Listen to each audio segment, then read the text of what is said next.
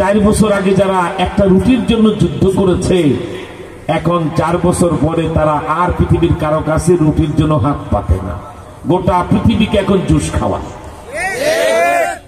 এর রাজশাহী ইউনিভার্সিটির 100 ছাত্রী আনেন, 100 ছাত্র আনেন, ব্লাড টেস্ট করেন, 99%-টার ভিতরে মাদক ধরা পড়বে রক্তের ভিতরে, ঠিক কিনা? কিন্তু এই রাজশাহী আপনার কি বলা হয়, ওই কওমি মাদ্রাসার ছাত্র, মাদ্রাসা কাটাখালী মাদ্রাসা, তারপরে কি দরগা মাদ্রাসা, 100 ইসলামিয়া মাদ্রাসা, 100 ছাত্র নিয়ে ব্লাড টেস্ট করেন, আল্লাহর ফজলে একজনের রক্ত মাদক পাওয়া যাবে। কোন ইমাম গম চুরির মামলায়, গম আত্মসাদের মামলায় কারো মামলা আছে? গম চোর না, টাকা চোর না, খুনি না, সন্ত্রাসী না, কোন অপরাধে তারা নাই। আমরা 16 বছর দেখলাম খুনি সন্ত্রাসী লম্পটেরা বুক ফুলায় বাহিরে ঘুরে, আর মসজিদের ইমাম, মাদ্রাসা শিক্ষক, খানকার পীর, দর্শের শেখুল হাদিসরা জেল কাটে, ঠিক কিনা? আফগানিস্তানের লোকেরা তোমার 4 মাস 6 মাস 9 মাস যুদ্ধ করে নাই, আর এই 7 পাকিস্তানের বিরুদ্ধে তারা যুদ্ধ করে নাই। আফগান নাগরিকরা 40টা বছর super power of the world, পৃথিবীর সবচাইতে বড় শক্তি রাশিয়া আর আমেরিকার বিরুদ্ধে যুদ্ধ করে ওদেরকে বাপ ডাকায় দিতে, ঠিক কিনা? সুতরাং 1 লাখ মুক্তিযুদ্ধ এক পাল্লায় দিলে একটা তালেবান সৈন্যের মর্যাদার সমান হবে, কারণ তারা পৃথিবীর দিতে বড় শক্তিকে বাপ ডাকাইছে, ঠিক কিনা? এরপরে তারা কি করলো? আমরা তো 71 মুক্তিযুদ্ধের পরে এখনো পর্যন্ত কুখাস্রত আমাদের যায় নাই। দেশে একটা অস্থিতিশীল অবস্থা হলে, একটা সরকার পালিয়ে চলে গেলে বা নির্বাচনে হেরে গেলে, আমরা বাংলাদেশে কি খুঁজি? 2টা পরিবার থেকে নেতা খুঁজি, জিয়া পরিবার, মুজিব পরিবার। কেন আফগানিস্তানে তোমাদের জিয়া পরিবার, মুজিব পরিবার হচ্ছে আরো মর্যাদাবান পরিবার নাই? সেদিনের মুজিব পরিবার 100-150 বছর আগে থেকে বাদশাহ আমানুল্লাহর পরিবার, ঠিক কিনা? বাদশাহ জহিরের পরিবার। আফগানের মুসলমানরা এবার সিদ্ধান্ত নিয়েছেন, নো, 40 বছর যুদ্ধ করে ইসলামের শত্রুদেরকে তাড়িয়ে আর কোন রাজা বাদশার বংশ থেকে দেশের নেতা বানাবো না, দেশের নেতা বানাবো দেশের সবচেয়ে বড় বুজুর্গ আলেমকে। তাই তারা খুঁজে খুঁজে এমন একজন আলেম পেয়ে গেলেন, যিনি মোরাকাবায় চক্ষু বন্ধ করেন জমিনে, আর আল্লাহ পাকের আরশে তার খবর হয়ে আছে। আল্লাহু আকবার বলেন। আমার ভাইরা, তারা মোল্লা হেবাতুল্লাহ খুন্দুদাদা আমিরুল মুমিনিন, হেড অফ দ্য স্টেট, রাষ্ট্রের প্রধান নির্বাহী বানালেন। এই লোকটার এত বরকত, তার আল্লাহর এত দয়া। এই মোল্লা হেবাতুল্লাহ খুন্দুদাদার বরকতে কি হয়ে গেছে আফগানিস্তান, এই বাংলাদেশ, রাজশাহী শহরে মূর্খ লোক বসবাস করেন। আমার ধারণা আপনার ইলিটারেট নন, অশিক্ষিত মূর্খ নন, আপনারা লেখাপড়া জানেন। কেন আপনারা দেখেন নাই? মাত্র 4 বছর আগে জঠর জ্বালায়, খিদার যন্ত্রণায় আফগানিরা জাতিসংঘের হেলিকপ্টার থেকে রুটি নিক্ষেপ করলে একটা রুটি ধরার জন্য 100 হাত লাফায় উঠতো, ঠিক কিনা? খিদার যন্ত্রণা। রাশিয়া আমেরিকা 40 বছর যুদ্ধ করে তাদের দেশটা তামা বানিয়ে দিয়েছে। এমনকি জাদুর কাঠি, এমনকি তারা পেয়ে গেল 4 বছর আগে যারা একটা রুটির জন্য যুদ্ধ করেছে, এখন 4 বছর পরে তারা আর পৃথিবীর কারো কাছে রুটির জন্য হাত পাতে না, গোটা পৃথিবীকে এখন জুস খাওয়ায়। গোটা ইউরোপ আমেরিকায় কোকা কোলা একটা আন্তর্জাতিক মানের কি বলে কোমল পানি, এটা কোল্ড ড্রিঙ্কস, এটা মানসম্পন্ন আন্তর্জাতিক, ইউরোপ আমেরিকার লোকেরা পছন্দ করে। আফগান তালিবান আল্লাহ প্রদত্ত ডালিম গাছের ডালিমের জুস দিয়ে, রস দিয়ে এমন জুস তারা বানিয়েছে, নাম রেখেছে সাফা কলা, আর ওটা কোকা কোলা, ঠিক কিনা? এক টেবিলে আপনি একটা সাফা কলা রাখেন, দেখেন নাই মনে বোতলটা, আমি নিজে খেয়েছি, আলহামদুলিল্লাহ। খাইলে আপনার মনে হবে যে মনে হয় হাউজে কৌসারি খাইলাম, আলহামদুলিল্লাহ। একটা সাফা কলা রাখেন, এখানে একটা কোকা কোলা রাখেন, আর ইউরোপ আমেরিকার লোকের কাছে যে বলেন কোকা কোলা, বলেন নো লাইট, সাফা কলা কা হেভি লাইট। এখন আফগানের লোকেরা কেন এটা হয়েছে জানেন? এটা মৌলিক বিষয় হলো, আফগানিস্তানের বর্তমান রাষ্ট্রপ্রধান তিনি তো আল্লাহর ওলি, কুতুব পর্যায়ের বুজুর্গ। তাকে যখন গোটা জাতি বলছে, হুজুর আপনি হবেন আমাদের হেড অফ দ্য স্টেট, রাষ্ট্রের প্রধান নির্বাহী, আপনার হুকুমে চলবে আফগানিস্তান। আল্লাহু আকবার। তখন তিনি জাতির উদ্দেশ্যে শপথ দেওয়ার পর একটা ভাষণ দিলেন। মোল্লা হেবাতুল্লাহ খুন্দুজাদা তার রাষ্ট্রীয় ভাষণে পরিষ্কার ভাষায় হযরত ওমরের মতো বললেন, আফগান জাতি শুনক, আমার আফগানিস্তান এখন থেকে আর রাশিয়ার পানি পড়ায় চলবে না, আমেরিকার তেল পড়ায় চলবে না। নিজের দিকে ইশারা করে বলেছেন, আমি মোল্লা হেবাতুল্লাহ খুন্দজাদার কথাও আফগান চলবে না, আফগানিস্তান চলবে আল্লাহর হুকুম, নবীর তরিকা। আল্লাহ পাক এত খুশি হয়েছেন, জিবরাইল আফগানিস্তানের রাষ্ট্রনায়ক মোল্লা হেবাতুল্লাহ খুন্দজাদার বক্তব্য থেকে আমার বন্ধু মুহাম্মদ সাল্লাল্লাহু আলাইহি ওয়াসাল্লামের শিষ্য ওমরের বক্তব্যের ঘেরান পাওয়া যায়। যাও, যে দেশের রাষ্ট্রনায়ক বলে ওর দেশ চলবে আমার হুকুম, আমার নবীর তরিকায়, ওর ওই রাষ্ট্রটার জিম্মাদারি আমি আল্লাহ হাতে নিয়ে আনি। 53 বছর স্বাধীন হয়েছ, জিয়ার আমলের 1.5 টাকা কেজি চাউল এখন 70 টাকা, আরো জনমের খাওয়া খাও, আর ওই রকম নেতা ক্ষমতায় বসাও। মিজানুর রহমান আজহারি বাংলাদেশের একজন সবচেয়ে জনপ্রিয় সাইদি সাহেবকে হত্যা করার পরে হয়তো আমরা ভেবেছিলাম যে এই জাতীয় জনপ্রিয় কোন আলেম মনে হয় আর বাংলাদেশে তৈরি হবে, কিন্তু মিজানুর রহমান আজহারিকে দিয়ে আল্লাহ পাক সেই শূন্যস্থান পূরণ করে দিয়েছেন। ঠিক কেন? এটা অনেক রাজনীতিবিদ 1.5 টাকার মন্ত্রী দলীয় নেতা নেত্রী ছাড়া গেলে 2টা কুত্তাও জিরাবে না। ঠিক কিনা? আর মিজানুর রহমান আজহারি আসবে বললেই 5-7 লক্ষ লোক জড়ো হয়ে যায়। ঠিক কিনা? একটা সত্য কথা বলছে ছেলে মানুষ, আমাদের অত্যন্ত স্নেহের পাত্র, সত্য কথা বলেছে। একদল খেয়ে গেছে, আরেক দল খাওয়ার জন্য রেডি হয়ে আছে। কারণ নামও বলে নাই, দলের নামও বলে নাই, কিন্তু মনে রাখবেন, এই উপরে কে কয় আমি কলা খাই না। ঠিক কিনা? ওই গু খাওয়ার বদভ্যাস আছে দেখে তো আপনাদের গায়ে লাগছে, আর কেউ তো মুখ খোলে নাই। ঠিক কিনা বলে?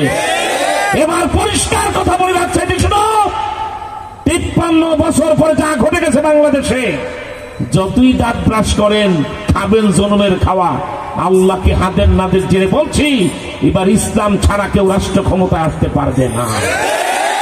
আপনারা কি ইসলামকে রাষ্ট্র ক্ষমতায় দেখতে চান? কারা কারা চান? দো হাত তোলে, আল্লাহু আকবার বলে, আরো চিৎকার করে আল্লাহু আকবার বলে।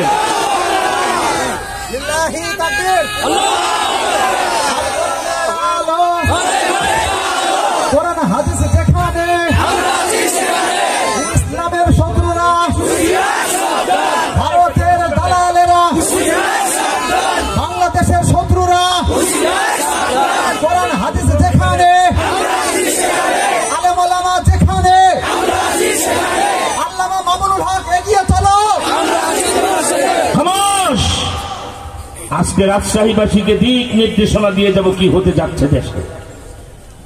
ইনশাআল্লাহ কলকাতা যেতে, দিল্লি যেতে, পাটনা যেতে আর পাসপোর্ট ভিসা লাগবে না। নবীজির হাদিস নাসাই শরীফ 2য় খণ্ড থেকে নবীজির হাদিস শোনায় দিয়ে যাব।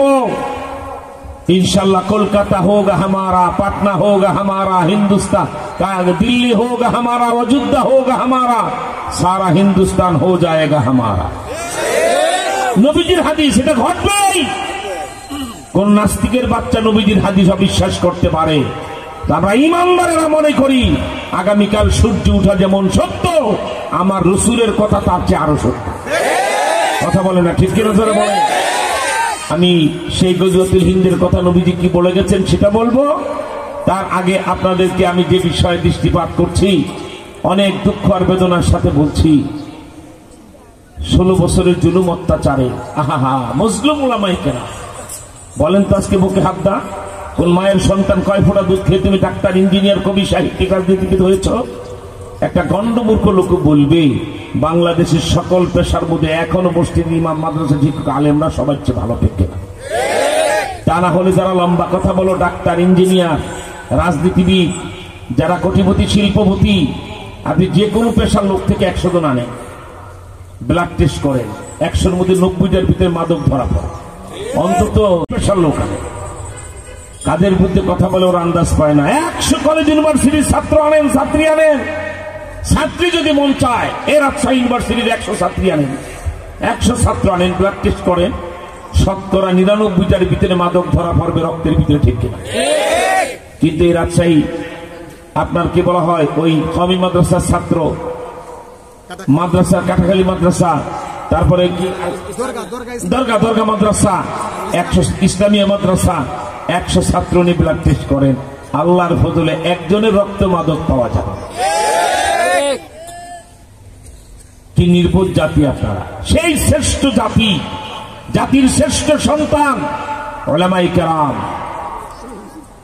কে আছো রাজশাহীতে? আসো আমার সামনে। কোন দলের নেতা হয়ে তুমি মন্ত্রী হয়েছ?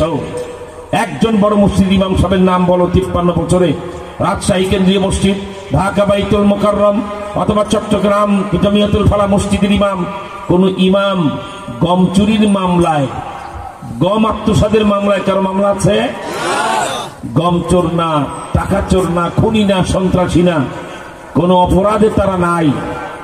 আমরা 16 বছর দেখলাম খুনি সন্ত্রাসী লম্পটেরা বুক ফুলায় বাহিরে ঘোরে, আর মসজিদের ইমাম, মাদ্রাসা শিক্ষক, খানকার পীর, দর্শের শেখুল হাদিসরা জেল কাটে। ঠিক কিনা? শেখ হাসিনা মনে মনে ভেবেছিলেন কিচ্ছু হবে না, আল্লাহকে হাসিনা আমি যেদিন ধরি বংশে বাতি দেওয়ার কাউকে রাখে। এত অহংকার ফেরাউনকে হার মানিয়েছে। আজকে ঢাকায় তাদের কেন্দ্রীয় অফিসের ভিতরে পতিতারা থাকে আর মানুষ পেশাব পায়খানা করে, বাতি দেওয়ার কেউ। আল্লাহর এই জাতি, এই জাতি আল্লাহকে ভয় পাও, এই জাতি আল্লাহকে ভয় করো। কেউ কোনোদিন ভাবতে পেরেছিল আওয়ামী লীগের অফিসে পতিতারা থাকবে? হেড অফিসে ঢাকায়, এবং যার পেশাব পায়খানা দরকার যায় ফ্লোরে হেঁটে আসে। নাকের রুমাল দেওয়া ছাড়া আওয়ামী লীগের অফিসের সামনে যাওয়া যায়? একবার আবু জেহেলের শাস্তি। সৌদি বাদশা যখন হেরেম তৈরি করে যে আবু জেহেল নবীজিকে এত কষ্ট দিচ্ছে, ওর বাড়িতে কি বানানো যায়? কয়েকদিন 3 তলা টয়লেট বানানো, সব হাজিরে হাঁকবে আর ওর মাথায় যায়। কি অপরাধ শেখ হাসিনা করেছেন 16 বছর? আপনার অফিসটার দিকে তাকাইলে আপনি বুঝবেন শাস্তিটা আসমান থেকে আসতে। ঠিক কিনা? আল্লাহ বলেন আমি ছাড় দেই, ছেড়ে দেই না, যেদিন ধরি ইন্না বাদশা রাব্বিকা লাশাদীদ, আমি আল্লাহ এত শক্ত ধরি, ছাড়ে বংশে নির্মূল করে দিই। বাংলাদেশের 64 জেলায় আন্ডা বাচ্চা নেতা টেতা সব সরদল পালাইছে। ঠিক কেন এমন রাজনীতি করবো যে ক্ষমতা যাওয়ার পর পালাতে হবে? এরপর আরেকটা কথা আপনাদের বিবেকে রাখতে চাই, ক্ষমতা তো খালেদা জিয়ার চলে গেছে, এখনো তো নাই। ঠিক কিনা? ক্ষমতা তো এরশাদেরও চলে গিয়েছিল 90-এর দশকে, আন্দোলনের মুখে এরশাদ ক্ষমতা ছেড়েছেন। ঠিক কিনা? কই তারা তো ক্ষমতা হারাবার পরে প্রুফ করে চোরের মতো পালিয়ে বিদেশে যায়, দেশের বিরুদ্ধে ষড়যন্ত্র করে নাই। দেশে মাটি কামড়ায় পড়েছিলেন, স্বাভাবিক রাজনীতি করেছেন। তকদির ভালো থাকলে আবার ক্ষমতার পাঠ হইতেও পারেন। ঠিক কিনা? আপনি এত দেশপ্রেমী আর এত অহংকারে ভুগতেন, দেশটা যেন আপনার নিজের একাই ভাব দেখাতেন, তাহলে সেই প্রিয় দেশটার বিরুদ্ধে ক্ষমতা চলে গেল। সবচেয়ে বেইমানি করলেন নিজের দলের সাথে, লক্ষ লক্ষ নেতাকর্মীদেরকে বিপদ সাগরে ভাসায়, নিজের বনুরে নিয়ে ট্রুত করে হেলিকপ্টার উঠে ট্রুত করে যায় নিজের দোস্তের বুকের মধ্যে বসে। আমার তো মানে আওয়ামী লীগের লোকদের আকল জ্ঞান থাকলে যদি নুন দিয়ে ভাত খায়, বেআকল আর দল পূজারী আর নেত্রী পূজারী না হয়, হাসিনার বিরুদ্ধে এক হাতে জুতো আরেক হাতে ঝাঁটা নিয়ে মিছিল করার দরকার। যে 16টা বছর আপনার জন্য এত কিছু করলাম, স্বার্থপরের মতো মির্জাফরের মতো নিজের বোনের নিয়ে ভ্রুত করে গেলেন গা, আমাদেরকে একটু কিছু মেসেজ দিলেন না, রক্ষা করলেন না। কি বিপদ আমাদেরকে, মানুষ হাত পা বেড়ে ভেঙে ফেলায়, রাস্তা বের হতে পারি না, চেহারা দেখাইতে পারি না। উচিত তাদের এটা না করে যদি তারা এখনো তার গুখায় থাকা যায়, তাতে আমাদের কিছু যায় আসে না। ঠিক না? তা আমাদের কথা পরিষ্কার, 53 বছর যারা রাষ্ট্র ক্ষমতায় ছিল, ওই শকুনের পালা রাষ্ট্র ক্ষমতায় দেব না। ইনশাল্লাহ দোয়া করেন। শ্রেষ্ঠ 3টা দল 1 কাপ চা খেয়েছে এক জায়গায়, বাংলাদেশের বড় 3টা দল এক জায়গায় 1 কাপ চা খেয়েছে। আওয়ামী লীগ তো আউট, মাঠ থেকে আউট, সে তো আর নাই। কিন্তু বড় বড় দল বেহুশ হয়ে গেছে যে ইসলামী দল একসাথে চা খাইলে আমরা। ফখরুল সাহেবকে আমরা বলেছি যে আপনি তারেক জিয়ার সাথে আমরা পরিষ্কার, আপনি কথা বলেন এক সুরে আর ফখরুল সাহেব কথা বলে আরেক সুরে, এটা বেশি দিন আমরা বরদাস্ত করব। কারণ জামাত ইসলামী বাংলাদেশ, ইসলামী আন্দোলন বাংলাদেশ চরমনের হাত পাখা, আর বাংলাদেশের জাতীয় সব দলের মুরব্বী সংগঠন হেফাজত ইসলাম বাংলাদেশ। ঠিক কিনা ধরে কম? এই 3 দলের নেতারা এক জায়গায় চা খেয়েছি, নেত্রী ফখরুল সাহেব বেহুশ হয়ে পড়ে গেছে। তাহলে আমরা কি, আমরা আপনার ভাও, আই ক্যান চ্যালেঞ্জ, কি দিয়েছেন কে রাষ্ট্র ক্ষমতায়? যে সবাই জাতির সাথে বেঈমানি করেছেন, কুত্তার ঘু খাওয়ার মতো দুর্নীতি করেছেন, আর মানবতার মহানায়ক মুহাম্মদ সাল্লাল্লাহু আলাইহি ওয়াসাল্লামের শত্রুদের বিচার কোন দেশ কোন দল করেন। এই বাংলাদেশ রাজশাহী শোনো, মাইকের আওয়াজ যতটা যাচ্ছে কানের পর্দা খোলো। 53 বছরে বাংলাদেশে যারাই রাষ্ট্রনায়ক হচ্ছে একজন আমার নবীর পক্ষে কাজ করে। তাহলে আপনাদের দাড়ি টুপি রাখতে লজ্জা হয় না? দাড়ি টুপি রেখে আমার নবীর গালি দিলে বিচার করবে না, তাকে ভোট দিলে আর ইমান থাকে? কোন মায়ের সন্তান থাকলে দাঁড়িয়ে একজন যদি দাঁড়িয়ে বলতে, হুজুর অমুক সরকার নবীর পক্ষে ছিলেন, আমি দেখাই দেবো তোমার সরকারি নবী থেকে 12টা বেশি পাঠাইছে। বাংলাদেশ স্বাধীন হওয়ার পর রাষ্ট্রনায়ক হলেন শেখ মুজিব। তার আমলে দাউদ হায়দার নবীজিকে গালি দিয়ে কবিতা লিখলো, শেখ মুজিব তার বিচার করেন। শেখ মুজিব নিহত হওয়ার পরে রাষ্ট্রনায়ক হলেন জিয়াউর রহমান। তার আমলে ঢাকা ইউনিভার্সিটির প্রফেসর আহমদ শরীফ বলো দেয়ার ইজ নো গড। এই বছর আহমদ শরীফ বলো there is no God, Mohammad is bad leader. আল্লাহ খোদা নাই, মোহাম্মদ বাজে নেতা। তোমার সেই বিসমিল্লার জিয়া কিন্তু তার জিব্বাটা টান্দা ছেড়ে নাই, তার বিচার করে। এমনকি ইউনিভার্সিটির প্রফেসর গিরি তার সরকারি চাকরিটাও খায় নাই। তথ্য মনে রাখবা, এই জাতি তথ্য ভুলে যায়, তাই বারবার হুজুর খায়।